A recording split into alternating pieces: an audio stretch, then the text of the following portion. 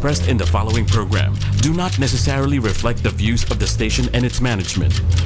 Also, the people and place shown on the reenactment do not necessarily reflect the actual incident, but are utilized only for the program's production purposes.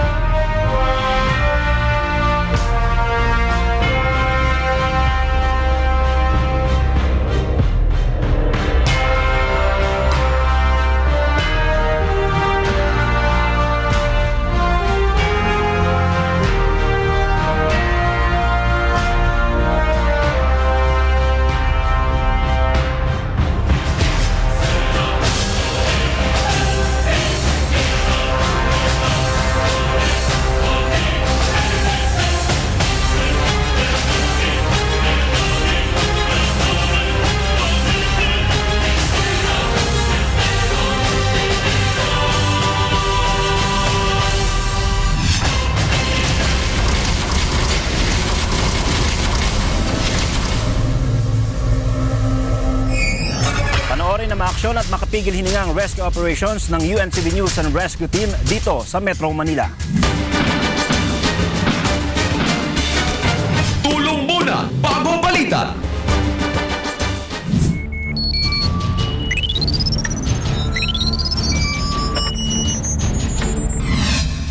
Bandang alauna ng madaling araw noong July 27, 2016 ay naaksidente ang isang lalaki sakay ng kanyang motorsiklo sa may bahagi ng Bagbagin Road, corner Bagong Nayon Street, Valenzuela City.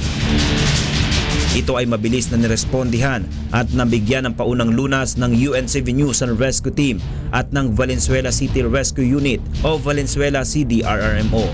Ayon sa traffic law enforcer, pagewang-gewang ang takbo ng motorsiklo nang bigla itong sumemplang. Aminado naman ang kaibigan ng biktima na nakainom sila. Umabertex siya sa jeep kasi nauna ako sa kanya, sabi ko, dandahan lang tayo ha. Umabertex siya sa jeep, tapos nung nakita ko, wala na. Tingnan ko sa salamin ko, sir, wala na po siya. Tapos nung binalikan ko po, nandun na po, nakabulag na po, sir. Kaya tinanong ko po yung rescue po, yung police. Sabi niya po, nadisgrasya po mag-isa, sir. 2 bote lang po, sir. Opo, amoy alak rin po. Tapos pagdating po namin dito, nakaiganan po yung driver eh. Ano malay? Kailangan mo po? Magkamalikot po? Laksa po, laksa.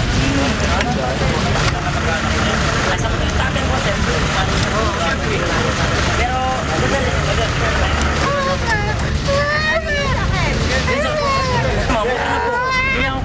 Namimilipit sa sakit ang biktima habang nilalapatan ito ng paunang lunas. Bukod sa mga sugat sa katawan at mukha at malaking bukol sa ulo, ay iniinda rin ni Galagaran ang tinamong pinsala sa kaliwang balikat. Ang Valenzuela City Rescue Team na ang nagdala sa biktima sa pinakamalapit na ospital upang mabigyan ng kaukulang atensyong medikal.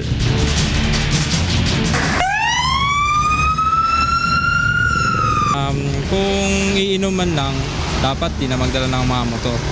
Kaya mag-commute na lang para safe. Mayroon kasi kalaban ng mga laki.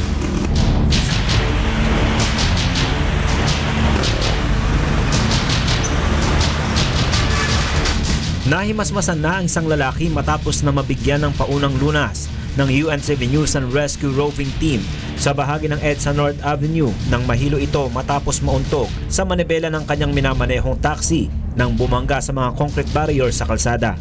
Pasado 4:00 ng madaling araw, nandatna ng grupo ang biktima na si Romuald Ruelda, 45 anyos.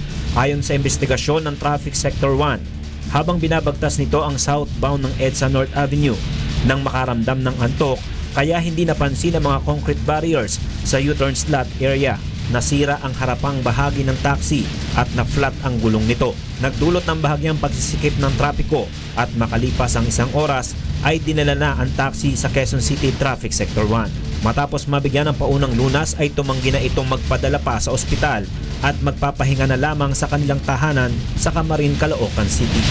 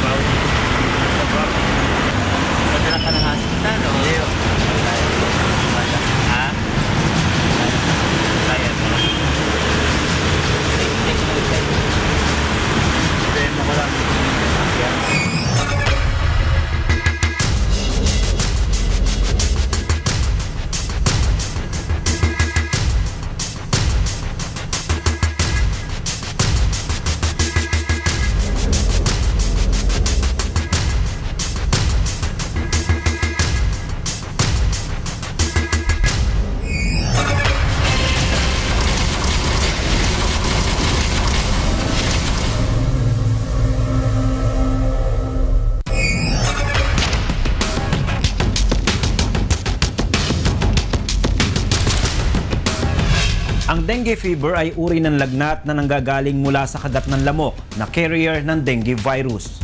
At maituturing ito na highly contagious dahil sa simpleng mosquito bites ay maaari itong maihawa.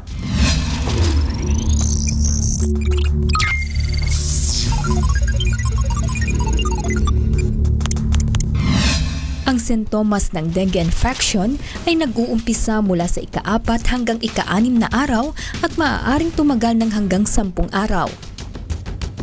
Narito ang ilan sa mga palatandaan: biglaan at mataas na lagnat, matinding pananakit ng ulo, pagsakit ng likod ng mata, pananakit ng kalamnan at kasukasuan, panghihina, pagkahilo, pagsusuka, skin rashes, pagdurugo at madaling pagkakaroon ng mga pasa. Kadalasang napagkakamali ang simpleng trangkaso o ordinaryong lagnat lang ang dengue na nauuwi sa mas seryosong problema.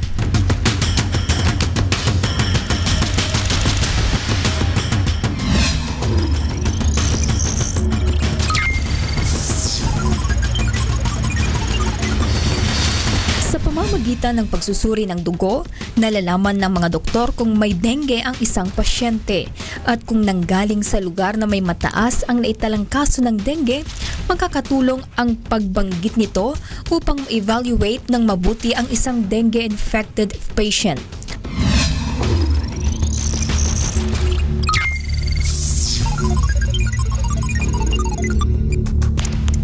Para makaiwas sa panganib na dala ng dengue fever, hanggat maaari umiwas sa heavily populated residential areas. Maglagay ng insect repellents kahit nasa loob ng bahay o nasa opisina. Makakatulong ang paglalagay ng mga door and window screen sa mga tahanan. Gumamit ng mosquito nets o kulambo. At kung may mga sintomas na ng dengue, agad magpasuri sa mga doktor. At upang hindi dumami ang lamok na posibleng carrier ng dengue virus, linisin ang paligid ng ating mga bahay. Alisin ang mga pwedeng pangitlugan ng mga lamok, kagaya ng lumang gulong at iba pang naiimbakan ng tubig. Kung sakaling magkaroon ng dengue ang isa sa miyembro ng inyong pamilya, take precautionary measures dahil sa simpleng kagat, ang dengue ay maaaring kumalat. Ang sakit ay may iwasan kung may pag-iingat at maagapan.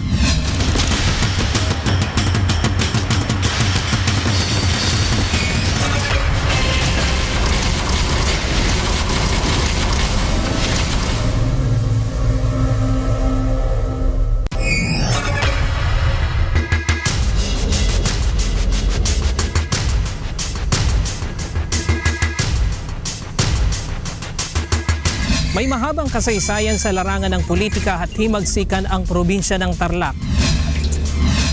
Naging sentro na ng iba't ibang kultura dahil pangunahing tagpuan ito ng mga tao sa iba't ibang lugar dito sa norte. Ilang pangulo na ng bansa at mga kilalang tao ang nagmula sa lalawigan. Kasabay ng paglago ng ekonomiya sa Tarlac, ang paglaki ng populasyon. At dahil daanan ang probinsya ng mga panorte, dumarami ang naitatalang mga vehicular at motorcycle accident sa lalawigan.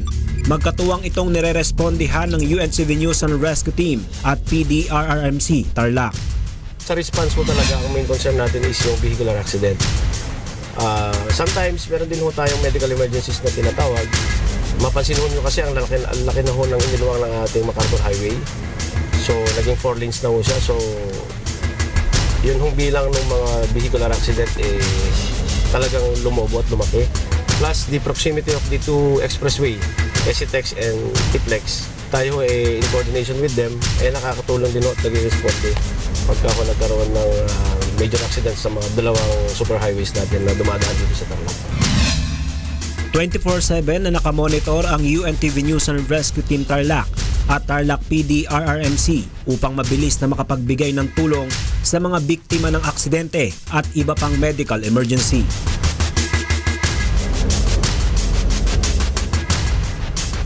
Sa inilabas na report ng United Nations Office for Disaster Risk Reduction, Pang-apat ang Pilipinas sa mga bansang nakararanas ng pinakamaraming kalamidad sa loob ng 20 taon. Ayon sa ahensya, umaabot sa 274 na mga sakuna ang tumama sa Pilipinas mula 1995 hanggang 2015. Ito ang ika-4 na pinakamataas kasunod ng Amerika, China at India.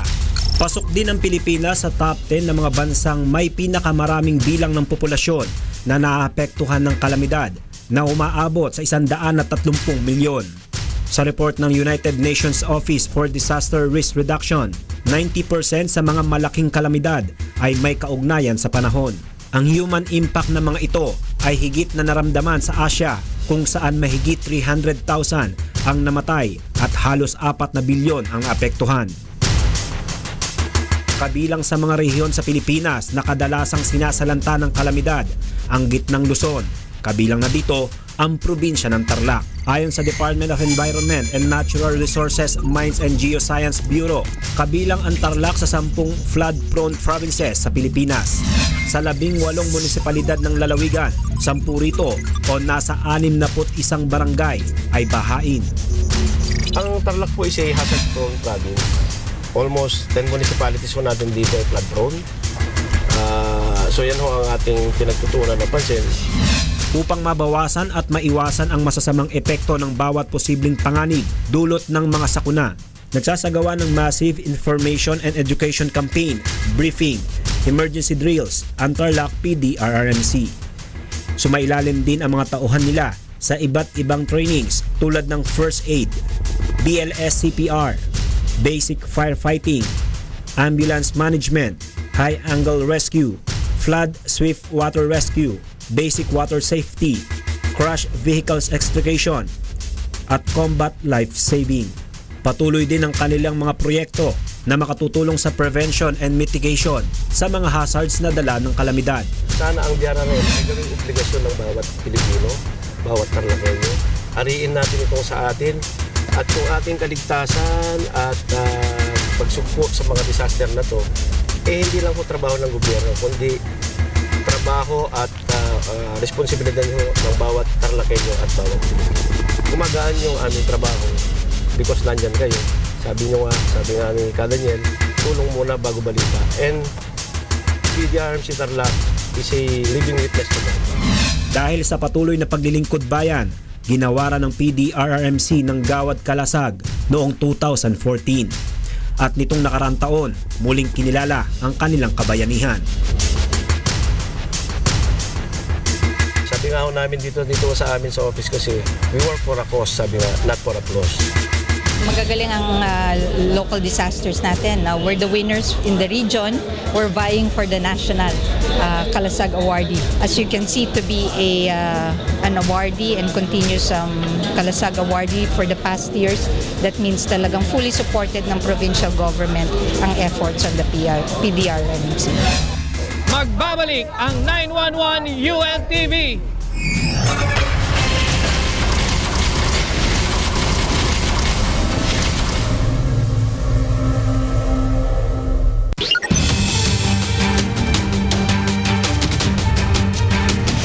Lahat tayo ay maaaring maapektuhan kapag dumating ang The Big One. Ito ang mga pag-iingat na dapat gawin ng mga persons with disabilities kapag lumilindol. Kailangan may kamag-anak, kaibigan o kapitbahay na makatutulong sa persons with disabilities sa panahon ng sakuna. Kung wala kang kasama habang lumilindol at ikaw ay nasa wheelchair, ilak ang gulong ng wheelchair at protektahan ang ulo at leeg gamit ang mga bagay na pwedeng ipantakip o gamit ang kamay at braso. Kung hindi makakaalis sa upuan o higaan, protektahan ang sarili mula sa mga bagay na maaaring mahulog gamit ang unan o makapal na kumot. Yan ang mga pag-iingat na maaaring gawin ng ating mga kababayan na persons with disabilities. Tandaan na sa panahon ng kalamidad, mahalagang may kaalaman at abilidad.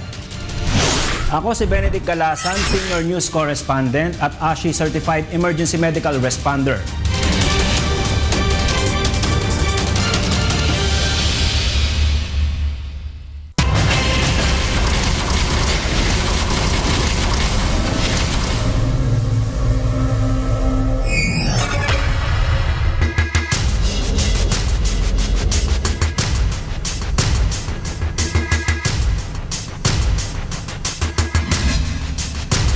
Disasters, epidemics, fires, earthquakes, and volcanic eruptions are common in our country, mga panganib beyond our control.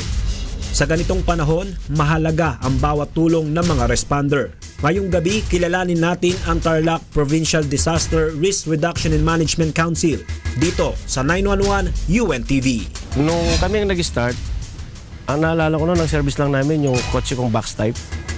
And then pagka merong disaster, manghihiram kami ng service sa DSWD, dito sa PEO. Hanggang nag-start kami doon sa tinatawag namin kolong-kolong, yung aming unang truck.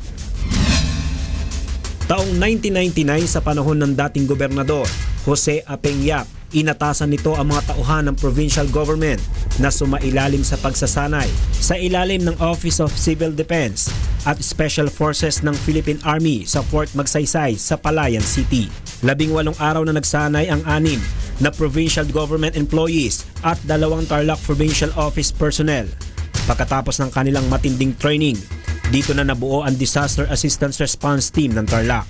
During that time, saka lang kami mag-duty ng 24/7 pag merong disaster o merong bagyo, may kalamidad.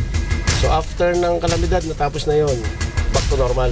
Hindi kagaya ngayon, magbuhat ko 2 years ago, talaga akong pinagtuunan ng pansin ng provincial government, yung disaster response. So kahit ngayon ay nag-start mag-duty ng 24/7.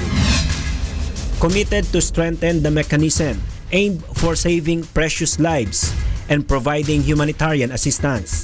Patuloy na nag-a-upgrade ang PDRRMC ng mga gamit sa pamamagitan ng pag-acquire ng mga modernong communication, rescue equipment at vehicle sa tulong ng provincial government. Ito kong 2 rescue truck natin is intended for vehicular accident, vehicular extrication. The other one is intended for collapse structure, search and rescue. So nandito na ho lahat, nakakarga na ho. Bas na report ng United Nations Office for Disaster Risk Reduction, pang-4 ang Pilipinas sa mga bansang nakararanas ng pinakamaraming kalamidad sa loob ng 20 taon. Ayon sa ahensya, umaabot sa 274 na mga sakuna ang tumama sa Pilipinas mula 1995 hanggang 2015. Ito ang ika-4 na pinakamataas kasunod ng Amerika, China at India. Pasok din ang Pilipinas sa top 10 ng mga bansang may pinakamaraming bilang ng populasyon na naapektuhan ng kalamidad na umaabot sa 130 milyon. Sa report ng United Nations Office for Disaster Risk Reduction, 90% sa mga malaking kalamidad ay may kaugnayan sa panahon. Ang human impact ng mga ito ay higit na naramdaman sa Asia, kung saan mahigit 300,000 ang namatay at halos 4 na bilyon ang apektuhan. Kabilang sa mga rehiyon sa Pilipinas na kadalasang sinasalanta ng kalamidad, ang Gitnang Luzon. Kabilang na dito ang probinsya ng Tarlac. Ayon sa Department of Environment and Natural Resources, Mines and Geoscience Bureau, kabilang ang Tarlac sa 10 flood-prone provinces sa Pilipinas. Sa 18 munisipalidad ng lalawigan, 10 rito o nasa 61 barangay ay bahain. Ang Tarlac po is a hazard-prone province. Almost 10 municipalities po natin dito ay flood-prone. So yan ho ang ating pinagtutunan na pansin. Upang mabawasan at maiwasan ang masasamang epekto ng bawat posibleng panganib dulot ng mga sakuna, nagsasagawa ng massive information and education campaign, briefing, emergency drills ang Tarlac PDRRMC. Sumailalim din ang mga tauhan nila sa iba't ibang trainings tulad ng first aid, BLS CPR, basic firefighting, ambulance management, high angle rescue, flood swift water rescue, basic water safety, crash vehicles extrication, at combat life saving. Patuloy din ang kanilang mga proyekto na makatutulong sa prevention and mitigation sa mga hazards na dala ng kalamidad. Sana ang DRRM ay gawing obligasyon ng bawat Pilipino, bawat Tarlacenyo. Ariin natin ito sa atin at kung ating kaligtasan at pagsugpo sa mga disaster na to, hindi lang po trabaho ng gobyerno, kundi trabaho at responsibilidad ng bawat Tarlacenyo at bawat Pilipino. Gumagaan yung aming trabaho because nandyan kayo. Sabi nga ni Daniel, tulong muna bago balita. And PDRRMC Tarlac is a living witness to that. Dahil sa patuloy na paglilingkod bayan, ginawaran ng PDRRMC ng Gawad Kalasag noong 2014. At nitong nakaraang taon, muling kinilala ang kanilang kabayanihan. Sabi nga ho namin dito sa amin sa office kasi, we work for a cause, sabi nga, not for applause. Magagaling ang local disasters natin. We're the winners in the region. We're vying for the national Kalasag awardee. As you can see, to be an awardee and continuous Kalasag awardee for the past years, that means talagang fully supported ng provincial government ang efforts on the PDRRMC. Magbabalik ang 911 UNTV.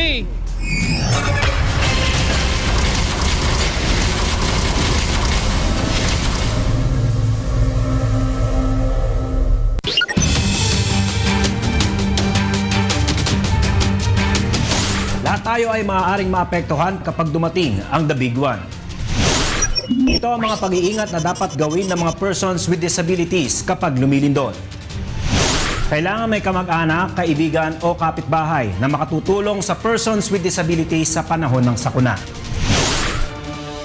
Kung wala kang kasama habang lumilindol at ikaw ay nasa wheelchair, ilak ang gulong ng wheelchair at protektahan ang ulo at leeg gamit ang mga bagay na pwedeng ipantakip o gamit ang kamay at braso. Kung hindi makakaalis sa upuan o higaan, protektahan ang sarili mula sa mga bagay na maaaring mahulog gamit ang unan o makapal na kumot.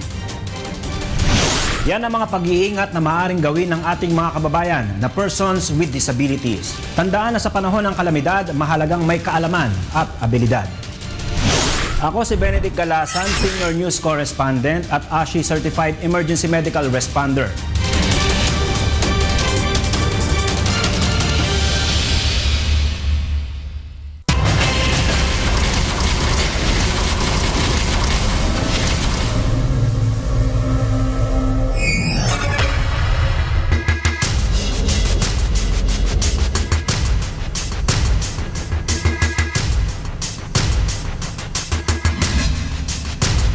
Disasters, epidemics, fires, earthquakes, and volcanic eruptions are common in our country, mga panganib beyond our control.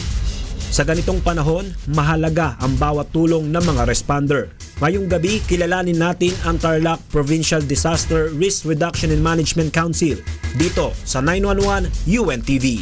Nung kami ang nag-start, ang naalala ko noon, ang service lang namin yung kotse kong box type. And then pagka merong disaster, manghihiram kami ng service sa DSWD, dito sa PEO. Hanggang nag-start kami doon sa tinatawag namin kolong-kolong, yung aming unang truck. Taong 1999 sa panahon ng dating gobernador, Jose Apeña, inatasan nito ang mga tauhan ng provincial government na sumailalim sa pagsasanay sa ilalim ng Office of Civil Defense at Special Forces ng Philippine Army sa Fort Magsaysay sa Palayan City. 18 araw na nagsanay ang 6 na provincial government employees at 2 Tarlac Provincial Office personnel. Pagkatapos ng kanilang matinding training, dito na nabuo ang Disaster Assistance Response Team ng Tarlac. During that time, saka lang kami mag-duty ng 24/7 pag merong disaster. O mayroong bagyo, may kalamidad. So after ng kalamidad, natapos na yon, back to normal. Hindi kagaya ngayon, magbuhat ko 2 years ago, talaga akong pinagtuunan ng pansin ng provincial government, yung disaster response. So kahit na ay nag-start mag-duty ng 24/7. Committed to strengthen the mechanism aimed for saving precious lives and providing humanitarian assistance. Patuloy na nag-a-upgrade ang PDRRMC ng mga gamit sa pamamagitan ng pag-acquire ng mga modernong communication, rescue equipment at vehicle sa tulong ng provincial government. Ito kong 2 rescue truck natin is intended for vehicular accident, vehicular extrication. The other one is intended for collapse structure, search and rescue. So nandito na ho lahat, nakakarga na ho. Yun ho ating mga chainsaw for clearing operation pag may natumbang puno. Meron ho tayong gamit dyan para sa floodship water rescue or water search and rescue. So isang bagsak at ito hong truck natin ay capable ho kahit night operation. Makita ho ninyo yung ilaw niya. Pag simindi ho yan parang araw din. So very important ho lalo na pagkagabing operation. Meron din ho itong built-in man-lift basket at saka boom. Ibig sabihin, pagka yung sasakyan bumaligtad, kaya ho nating itabi yan. Halimbawa, nakahambalan sa daan, may tatabi ho natin para hindi ho makasagabal at saka maka-create pa ng ibang aksidente. Tapos, meron ho tayong all-time 6-wheel drive na all-terrain vehicle. Ito ho, ang suki ho nito ang ating kababayan dito sa Cabanatuan. Dahil kahit ho lubog yan, kaya hong tumakbo all-terrain. Kahit ho sa bundok, malalim ang tubig. So parang amphibious vehicle na ho natin yan. Yan ho ang ginagamit natin dito pagdating ho sa flood rescue. Ito ho ang ating Toyota Mega Cruiser na all-time 4-wheel drive, all-terrain din po. Yun isa ho nakakonvert siya as rescue combat ambulance. And this one is converted into a incident command vehicle. Yes, sir. Sir, dami kong nakita ng sasakyan dito, pero dito ako nakuha ng atensyon Dahil kahit sa ibang province na napunta namin, hindi pa ako nakakita ng ganito. Anong capacity nito? Well, sir, parang ano lang to, mobile office. O ito yung tinatawag namin incident command vehicle o isang mobile incident command base na, di ba, pagka halimbawa gusto ng ating chairperson o ng governor na mag on the spot o mag on the site visit. So, right then and there, pwede na siyang gumawa ng report doon o pwede na siyang makipag-communicate dahil ito po ay loaded with, may sarili na po siyang wifi. Nandito ho yung aming may CPU siya, may TV, may monitor, naka black box. At nandito na rin ho yung ating tinatawag na satellite phone. Yun yung dinonate sa atin ng European Union na kahit mag-bug down ho yung smart globe or yung mga telcos natin, pwede ho tayong kumontak pagka nandito ho tayo sa loob ng vehicle na to. It's a working vehicle, parang working of ano po siya, mobile office. So makita ho ninyo, ito ho yung ating TV monitor nakaano sa para sa news. And then ayan ho yung ating satellite phone. So ayan ho yung ating satellite phone. And then ito ho yung ating CPU monitor.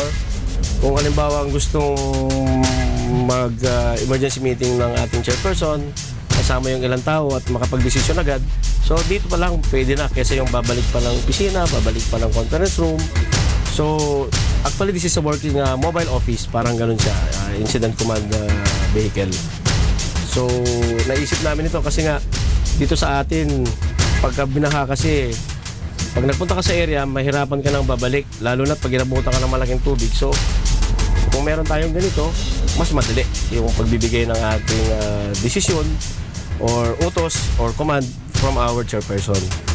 So yan ho yung nakita namin needs pa na ito. Kaya ho namin naisip na i-set up ito na ganito yung ating sasakyan. Malaking tulong talaga ito sa grupo natin. Palagay ko sir, kasi ito ginamit na rin ho namin ito nung nung second quarter na nationwide simultaneous earthquake dito sa Doña Remedios Trinidad sa Bulacan. We're invited to participate. So dala ho namin ito. And medyo napakinabangan naman dahil kasi isang ka makakita ng mobile office. So dito pwede ka nang mag-encode, magpadala ng report through email, maka-receive ng report. Kulang na lang ho dito yung fax machine siguro by the time comes, mailagay din namin dito yung gano'n na gamit.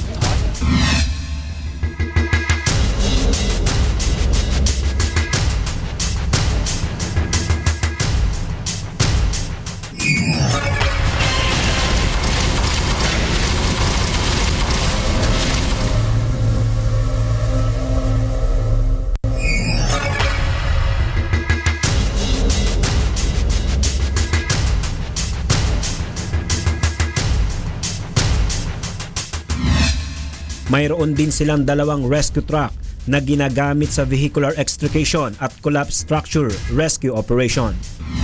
Ito yung rescue truck 1 ng PDRRMC Tarlac. Ang equipage namin dito, meron kami mga water equipment. So yung water equipments namin nandito sa may taas. Then yung lower level namin, nandito yung power unit namin, cutting tools. Ginagamit namin sa clearing operation, ginagamit din sa mga breaching tools. Then we have here our power unit na pag kailangan po namin ng ilaw during nighttime, we have the power unit. And then we have the hardware for rope rescue. Pagka kailangan po sa rope rescue, nandyan yung aming gloves, nandyan yung mga rescue aid namin. So we have it here. Then we have our ropes. We have our dynamic rope and static ropes. And we have also breaching tools pa rin na ginagamit natin for rescue in case needed. Then, we have here yung mga harnesses na ginagamit. Then, we have full body harness and we have hip harnesses na ginagamit natin for rescue. Then, turnover ko kay Sir Joel, ang aming rescue truck operator when it comes to the mechanical aspect ng aming truck. Bali ako po yung operator ng Rescue Truck 1. Bali may boom po siya. Ginagamit po namin siyang pang-clearing, pang-towing. Yan po. At mostly ginagamit din siya for rescue operation. Ang capability ng boom truck namin is 2.9 tons na kaya niyang buhatin o iangat. At meron pa po kami isang rescue truck 2. Same din po siya. Meron kaming power unit pagka night operation po. Ang purpose naman po nito is this is for collapse structure. So may mga breaching tools tayo na ginagamit pagka may mga taong na-trap sa mga building na nag-collapse or yung mga structure na kailangan i-cut. Meron po tayong mga cutting tools dito.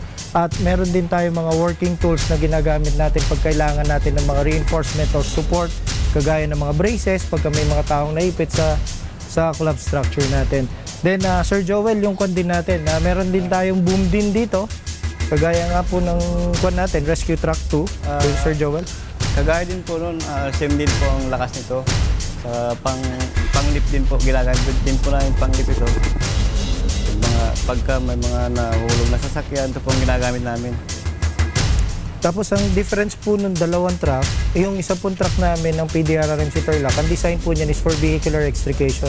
Ito pong isang truck na to, ginagamit natin for collapse structure. So yan po yung design ng aming dalawang rescue truck. Nagbigay din ang Tarlac PDRRMC ng medical at transportation assistance sa mga indigent patient sa loob at labas ng lalawigan gamit ang Super Medic Rescue Ambulance.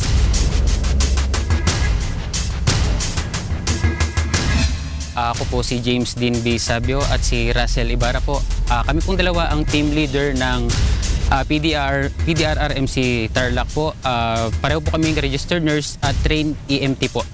So ito po ang aming ambulance which is the ACLS Isuzu NKR. Ito rin ay 4x4 na pwede po mag-access po sa mga malalambot po na daan.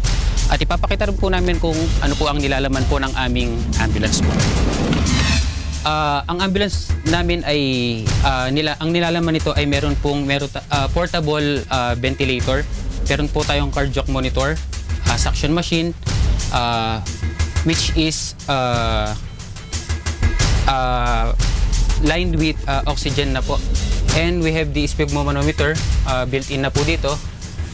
Meron din tayong C-collar, nebulizer, digital blood pressure apparatus. Then pwede rin po tayo magsaksak po dito ng 100 volts which is AC, and meron din po siyang 12 volts DC. Then meron po tayong mga helmet just in case for magkaroon po ng extrication. Magagamit po natin as our PPEs. Then meron din Kendrick's extrication device, ginagamit po sa mga crash vehicle. And we have the traction splint which is used for long bones for traction po. Then we have trauma bag which is used for our first aid prior to transport patient to the hospital. Meron din po tayong mga IV line just in case po na magkaroon tayo ng pasyente na kailangan pong sweruhan, or meron naman po tayong line doctor na tutulong po sa atin, pwede po natin siyang sweruhan kasi may train naman po tayo, parang license po para po mag-insert po ng IV line po. Tapos meron din po tayong mga first aid medication po, tulad po ng anti-inflammatory drugs po which is the mefenamic acid, yung mga thermal blanket. Minsan po kasi meron din po kaming pasyente na mababa po ang glucose sa katawan, so meron po kaming glucometer. With strip po yan. Tapos meron din po siyang spine board and scoop board. Scoop po. Ayan, may mga po kami, rolled with gauze, mga diaper. Yan, all in na po kasi may mga pasyente po kami na adult na tinatransfer, minsan po wala po silang dalang mga gamit, binibigyan na po namin sila. Then, ito pong ventilator, sa tulong po ng ating Governor Victoria po, siya po yung nag-purchase po nito dahil po marami po tayong indigent patient na kailangan po ng ventilator during transport. And kaya po binili to dahil yun nga po, maraming may hirap po nag-a-avail na gusto po mag-transport sa Manila. At ito po ay napakamahal pagdating po sa mga private po. So dahil po meron tayong libreng serbisyo publiko po, ang ambulance po natin po, kahit sino po pwede na pong mag-request po para po matulungan po sa ating patient transport po. Actually, ang PDRRMC ay merong 4 ambulance. Meron din po tayong isang pang off-road which is the Humvee. And meron tayong 2 rapid ambulance which is the Photon and the Hi-Ace po, which is equipped with AED machine po. Ang responsibilidad ng isang rescuer ay hindi natatapos sa isang rescue operation. Ang UNTV News and Rescue Team ay laging handang tumugon at tumulong sa kahit anumang emergency situation. At sa oras ng kalamidad, makakaasa ang ating mga kababayang Tarlakenyo na mayroon silang mahihingan ng tulong 24/7.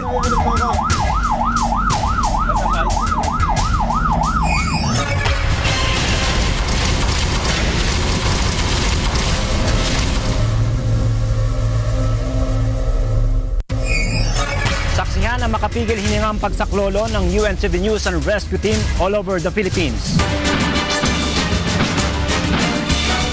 Tulong muna bago balita.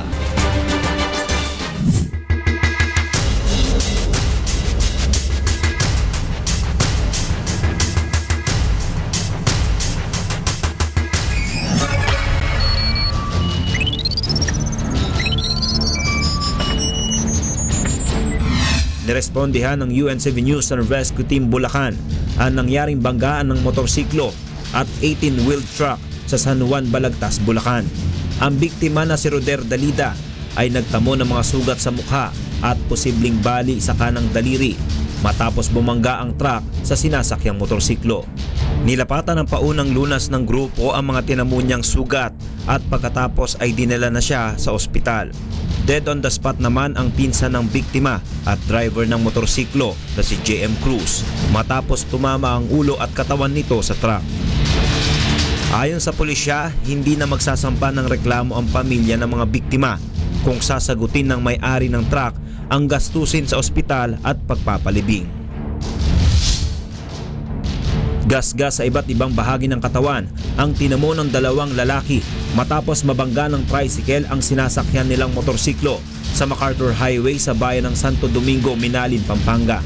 Kinilala ang mga biktima na sina Aaron Dominguez, 21 anyos, at Emmanuel Aquino, 23 anyos, na pawang residente sa bayan ng San Simon.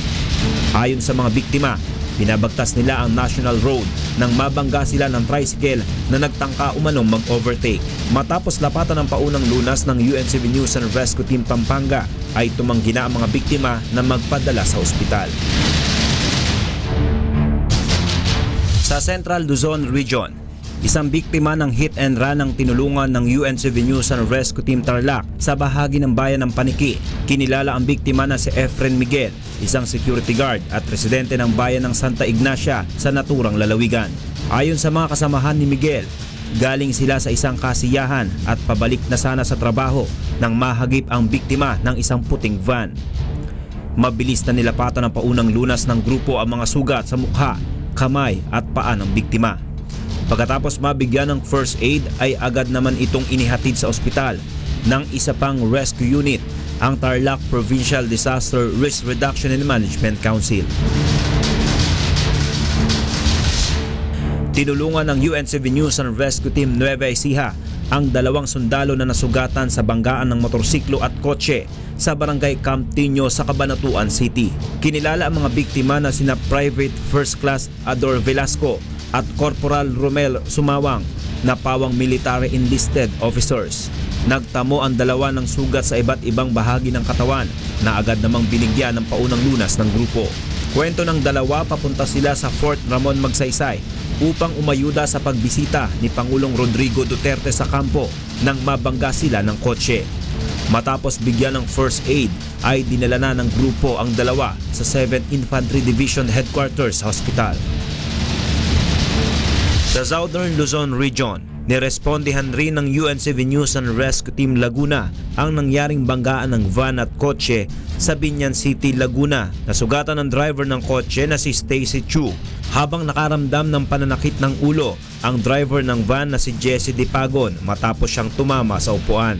Matapos lapatan ng paunang lunas si Chu ay dinala na ito sa Binyan City Police Station kasama si Dipagon para sa investigasyon.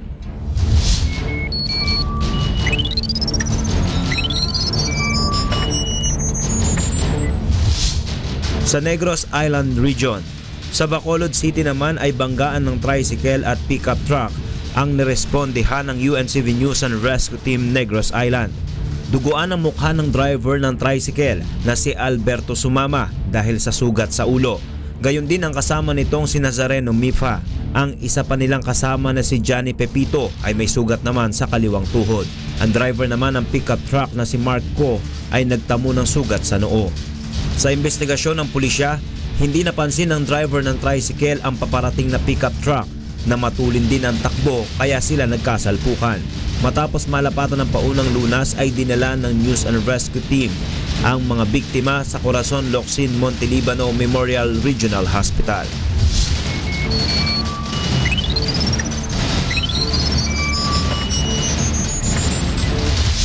At sa Davao Region, Mindanao, isang lalaki naman ang sinaklolohan ng UNCV News and Rescue Team Davao matapos mahulog mula sa sinasakyang motorsiklo sa Maa, Davao City. Nagtamo ng posibleng bali sa kaliwang binti ang biktimang si Sandro Camoro na agad nilapatan ng paunang lunas ng grupo. Ayon sa biktima, nakiangkas siya sa motorsiklo ng isang kakilala ng kanyang kaibigan pauwi mula sa isang kasiyahan nang bigla umanong tumuli ng takbo nito kaya siya nahulog. Matapos bigyan ng first aid ay mabilis na dinala ng grupo ang biktima sa ospital.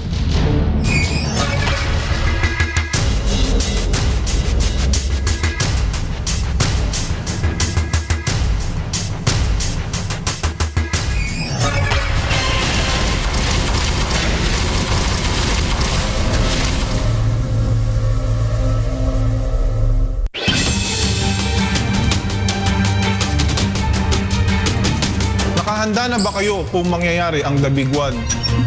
Ito ang dapat gawin kung abutan ng malakas na lindol sa loob ng bahay o gusali. Huwag lumabas ng bahay o gusali, maliban na lang kung nanganganib na bumagsak ang bahay o gusali.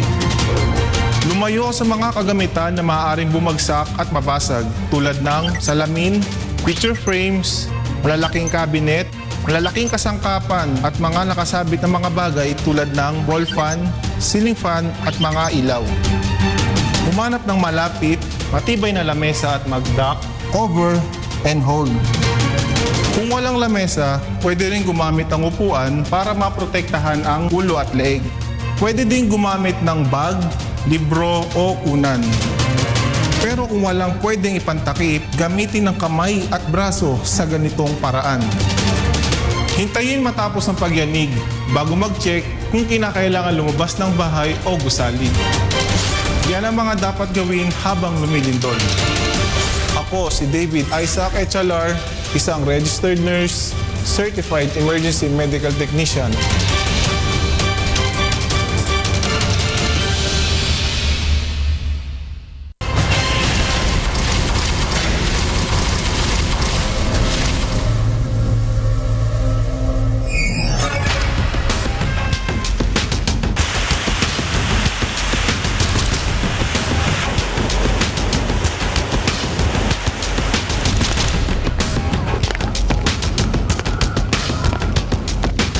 Pilipinas ay isa sa mga bansang madalas sinasalanta ng mga bagyo dahil sa kanyang geographical location. Humigit kumulang 20 mga bagyo kada taon ang pumapasok sa Philippine Area of Responsibility o PAR at karamihan sa mga ito ay nasa kategoryang mapaminsala. Ang isang malakas na bagyo ay nagsisimula bilang isang low pressure area o LPA. Ang tropical depression ay isang low pressure system na may dalang hangin na umaabot sa 55 km per hour. habang nasa karagatan ng isang sama ng panahon. Patuloy ang sirkulasyon nito na siyang magbibigay daan upang makapag-ipon ng lakas. Hanggang sa ito ay maging isang tropical storm, typhoon, at worst cases ay super typhoon na umaabot sa mahigit 200 km per hour ang dalang hangin at pagbugso. Nag-uumpisa ang isang low pressure area sa ibabaw ng maligamgam na dagat. Ito ay itinuturing na pasimula ng isang weather disturbance. Aakyat ang mainit na tubig sa pamamagitan ng mahalumigmig na hangin at mag-uumpisang bumuo ng spiral. Kapag ito ay buo na, bibigat ang malapot at basang hangin at babagsak ito bilang isang ulan. Ang init mula sa karagatan ang nagiging main energy source ng isang bagyo. Storm surge ang katawagan sa alon na nalilikha dahil sa malalakas na hangin dala ng isang bagyo. Ang Philippine Atmospheric, Geophysical and Astronomical Services Administration o PAGASA ang nagbibigay ng pangalan sa bawat bagyong pumapasok sa ating bansa. Sila rin ang nagbibigay ng babala o Public Storm Warning Signal o mas kilala bilang PSWS sa mga lugar na tatamaan ng bagyo. Signal number 1 ang Public Storm Warning kung ang hangin ng bagyo ay may lakas na 30 to 60 km per hour. Maaari itong makapagpatumba ng ilang mga puno ng saging. Sa ganitong sitwasyon, automatic na walang pasok ang mga mag-aaral sa preschool at kindergarten. Signal number 2 naman kung ang hangin ay aabot sa 60 to 100 km per hour. Ang bagyong may ganitong lakas ay maaaring makapagpatagilid ng puno ng nyog. Ito ay delikadong panahon para sa mga naglalayag sa dagat gamit ang maliliit na sasakyang pandagat. Sa panahong ito, suspendido ang klase simula preschool hanggang high school. Signal number 3, kung ang lakas ng hangin na dala ng isang bagyo ay umaabot na sa 100 to 185 km per hour. Sa bagyong ito, ang puno ng nyog ay maaaring mabunot. Maliit man o malalaking sasakyang pangdagat ay delikadong pumalaot. Maging ang mga eroplano at helicopter ay delikado na ring sumahimpapawid. Sa panahong ito, suspendido na ang lahat ng klase, pampubliko o pribadong kaaralan man. At ang ika-4 na signal ng bagyo naman, humihigit na sa 185 km per hour ang lakas ng hangin. Ito ay maaaring magdulot ng malawakang pagkasira ng mga ari-arian gaya ng nangyari sa Tacloban City sa Eastern Visayas, Samar and Leyte provinces at iba pang lugar sa Visayas region kung saan tinumbok ito ng mata ng Super Typhoon Yolanda noong 2013. Asahan na rin na sa ganitong panahon ay makararanas tayo ng power interruptions.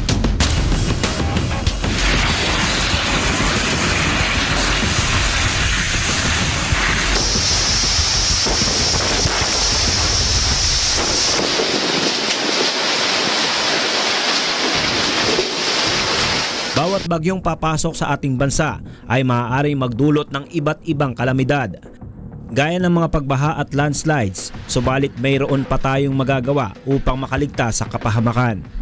Narito ang mga dapat ihanda sa panahon ng bagyo at tag-ulan. Ugaliing makibalita at alamin ang kalagayan ng panahon. Maghanda ng emergency kit na may lamang tubig na maiinom, flashlight, radyo na debaterya, pagkain, gamot at tito. Putulin ang mga sanga ng mga puno, linisin at patibayin ang mga bubong. Maglista ng mga emergency numbers na dapat tawagan. Kung bumabaha na sa inyong lugar, itaas ang inyong mga gamit na posibleng lumubog sa tubig. Huwag nang hintayong tumaas pa ang baha. Magtungo sa pinakamalapit na evacuation center. Lumipat sa mataas at hindi bahaing lugar. Iwasang dumaan sa water-covered roadways. Kung natrap sa tubig baha, iwan ang sasakyan. Makatatangay ng sasakyan ang 2 talampakan tubig baha. Lalo na kung gabi, mas lalong mag-ingat. Huwag pabayaan ng mga maliliit na bata at ilayo sila sa malalalim na baha. Manatili sa loob ng bahay.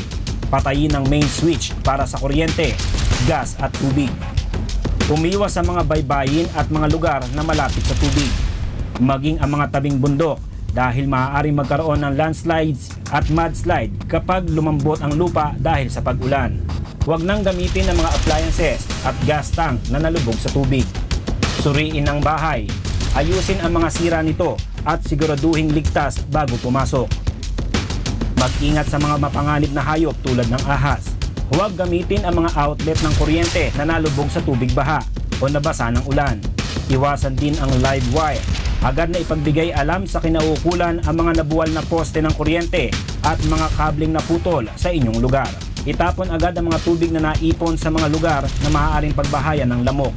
Ang simple at wastong paghahanda sa maaaring ibunga ng pabago-bagong panahon at hindi inaasahang pag-iiba ng klima ay maigi upang sa oras ng pangailangan ay makatulong sa iba pa.